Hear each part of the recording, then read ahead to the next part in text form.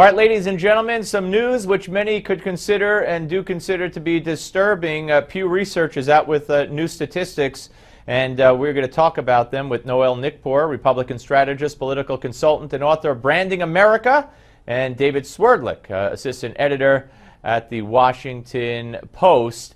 And welcome to both of you.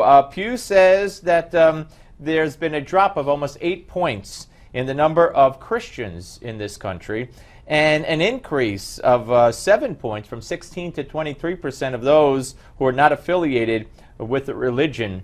Let me start with you, David. You see these results. And by the way, there's a great story about this at newsmax.com. You see this as troublesome? I don't see it as troublesome, and I don't think Christians should see it as troublesome. Look, there is a decline in people who identify themselves as Christian, but in this poll, still 70% of Americans, if you go by the poll numbers, identify themselves as Christian. Now, how devout they are is one thing, but that's still a very heavily Christian country. So I think, modernity has struck, and different people, and there's diversity and different religions and agnosticism, as you say. But we're still a Christian country. I don't see it as cause for alarm. Millennials have become less affiliated with religion, and they account for a good portion of these numbers of agnostics. As they've gotten older, that to me is a bad signal. Well, and it's a lot of it's kind of mimicking or paralleling the GOP or the Republican Party in way of the fact that they see a lot of Christians not accepting same-sex marriage, the abortion, and they kind of see them as not tolerant. So I think that it's gotten people think that maybe you're uncool if you're a Christian, that you're not tolerant of other people's ways of life. So I think that maybe that's why the Christianity thing with millennials especially has not become a very popular thing, because it looks like that you are not tolerant. All right, how does this play, David, into the elections? You look at Mike Huckabee, you look at even Ben Carson to a great extent. They reach out to the evangelical base and the Christian base and talk and give a message that is based on their own religious experience. Yeah, well, first of all, I think Noelle's right. The issue of same-sex marriage is going one way, and to a certain extent, Christians, maybe a certain segment of Christians anyway, are going another way. Younger folks especially just fundamentally don't have an issue, even those who have devout Christian beliefs or devout religious beliefs don't have an issue with same-sex marriage. And as the electorate moves toward them and away from folks of older generations, it's going to be a problem, messaging-wise at least, for Republicans. In terms of the candidates you talked about, Governor Huckabee or Ben Carson, right? Yeah, I mean, these guys are trying to appeal to different slices of the electorate at the same time. I know in the case of Ben Carson, a lot of his appeal, especially in an early primary state or a caucus state like Iowa, is to devout Christians, maybe evangelicals, although he's a Seventh-day Adventist. But at the same time, a lot of his campaign is premised on expanding the Republican tent to African Americans, other minority groups, and the conservative message that he's giving maybe has some appeal out there, but I'm not sure it's going to bring that together in a coalition. Yeah, all right. And Noelle, gay marriage aside, the last poll showed 50-50, which I thought it would have been more in favor of gay marriage. But very quickly, 20 seconds or so, how does this affect the candidates on the Republican side, if at all? Well, I think the GOP is so fractured anyway. I think we have the establishment versus the Tea Party, the right-wingers, whatever. So I think that in order to win 2016, we're going to have a 2-for-1, which we're going to have a moderate and an evangelical in order to win against Hillary. All right, we'll come back. We got a lot more to talk about with the panel. Don't go away.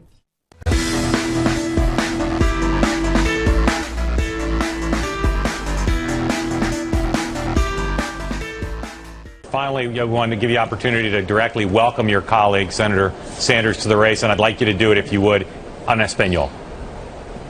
I'm going to stick to English, but I appreciate the invitation, senor.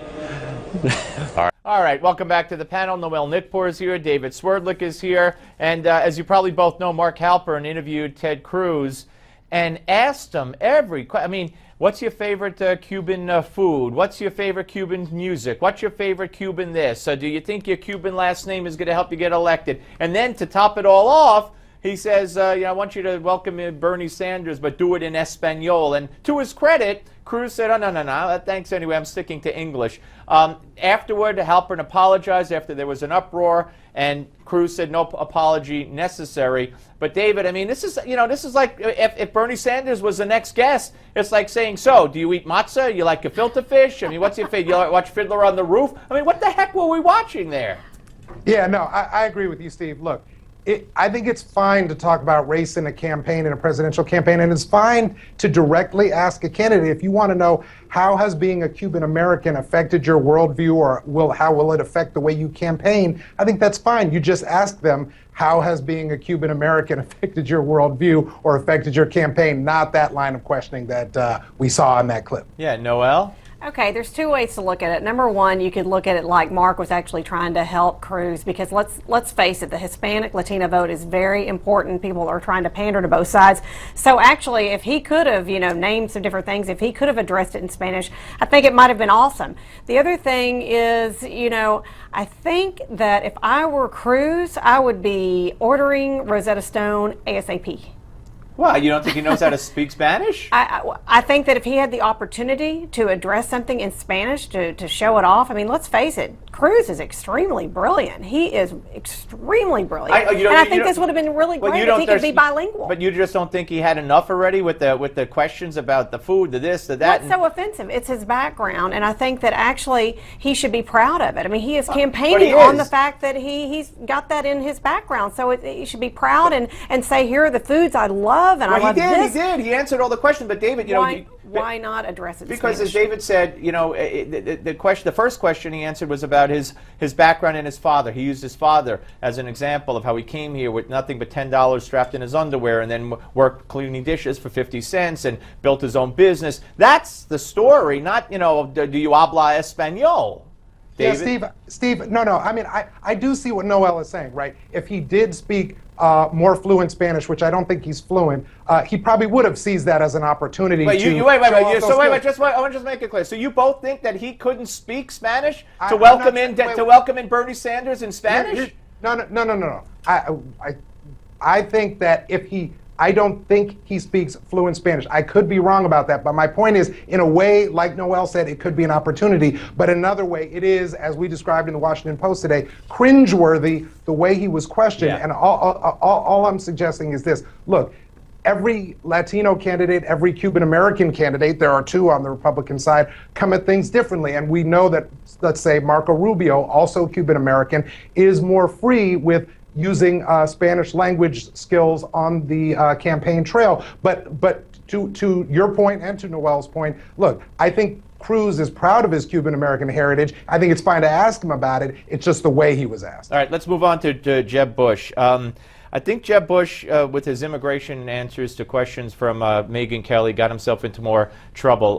Noelle, he already has said in the past that the people who come here, they break the law to help their families. Well, so do some bank robbers who have no food on the table. I mean, you're not going to excuse them. He was asked, would you overturn Obama's executive order? He said, yes, it was unconstitutional. How would you do it with comprehensive immigration reform? So he's not about to sign an order overturning it.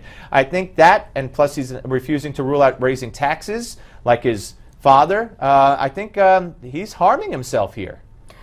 Over all the things that you've mentioned, everything can be, if I were a spin doctor, I could help him with. The only thing that's unrelenting is the taxes. And that's one thing. A lot of people that are attracted to the GOP, they may be socially liberal, but physically conservative. And let me tell you something, that's going to be his kiss of death. If he looks at doing anything other than cutting taxes and less government, if he looks at raising any kind of taxes, that is death for Jeb Bush. He might as well I don't even know what he should run as. David?